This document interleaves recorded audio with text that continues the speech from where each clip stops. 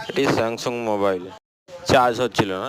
এটিকে খোলার পরে চার্জার পিন আমরা চেঞ্জ করছি। এখন দেখুন, চার্জার পিন চেঞ্জ করার জন্য আমরা হট গান না ব্যবহার করে তাতাল দিয়ে এটিকে শোল্ডার দিয়ে ভালো করে হিট করার পরে উঠে গেছে। এবার এটাকে ভালো করে পরিষ্কার করে নেব আমরা।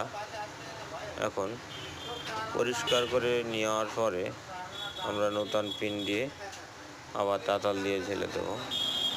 একটু পেস্ট, একটু রং ভালো করে দিয়ে তাতাল দিয়ে আবার হিট করে দেব।